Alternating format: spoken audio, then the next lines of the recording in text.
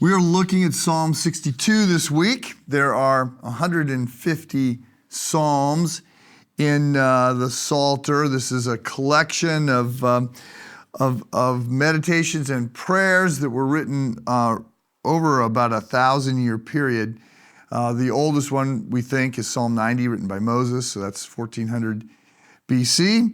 The last one, written 1,000 years later, we think, Psalm 147, which came during the time of Nehemiah when the Jews are returning from Babylon.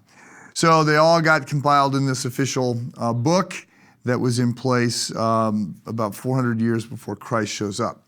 So last week we looked at Psalm 1, which kicked things off. Blessed is the man who does not walk in the counsel of the wicked, or stand in the way of sinners, or sit in the seat of mockers, but whose delight is in the law of the Lord, and on this law he meditates day and night. So that was last week. That was the first psalm in the Psalter. Today we're going to look at Psalm 62 all week, and so today I want to look at the first couple verses. So this is a psalm about contentment. Appropriate because November, something like National Gratitude or Contentment Month. But anyway, this psalm enjoys some notoriety because of some words and some patterns. You'll recognize them. Some of what makes this particularly special is lost in the English translation, but I'll try and highlight that.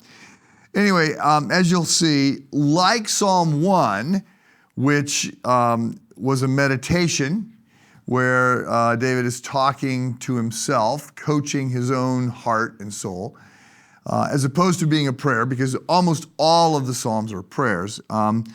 Psalm 62 is also a meditation. So he is not talking with God, he is talking to himself and trying to remind himself of the deeper truths about God. So let me read verses 1 and 2. Truly my soul finds rest in God. My salvation comes from him. Truly he is my rock and my salvation. He is my fortress. I will not be shaken. So the word here for soul is a complicated word.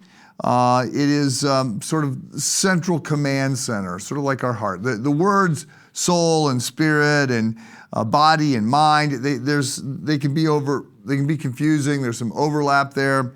When it comes to soul, know that it refers in one sense to sort of almost like everything about us, but really the essence about us, and this idea of a command center. So it has overlaps with heart. The word rest, so my soul finds rest. The word rest is a big term. It's not, I took a nap in the hammock. It's not I slept in. It's restoration.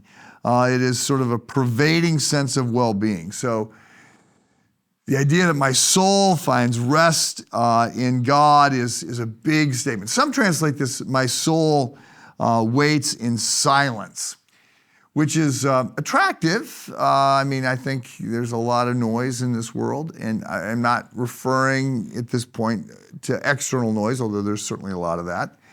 But this is more the internal noise, the voices in our head, all of that kind of stuff. And so one translation that I think sort of nailed it is it said, only with God does my soul stop chattering. Right? And again, I've said that in the mornings, one of the things that I do just before I start to read, my prayers are the first thing. I sort of pray the Lord's Prayer. It's my feet at the floor. But then when I get to my desk, so a cup of coffee in hand, I get to my desk, then I'll often just sit there for a minute and let the noise, the chatter, die down. And I have to sort of write out.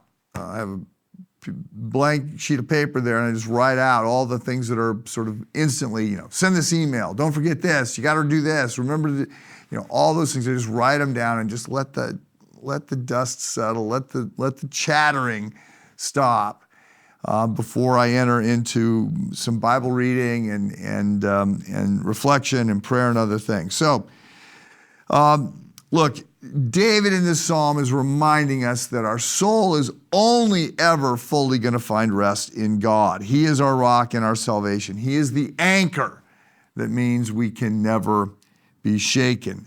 So we're going to see these words repeated, and of course, that's part of what Hebrew poetry does. It repeats ideas coming at it from different vantage points, and the repetition is all there to emphasize the point. So we are anchored. That doesn't mean that there are not waves. Doesn't mean that the wind's not blowing. Doesn't mean that there's not some disruption and storms, trials and troubles. But we need not drift.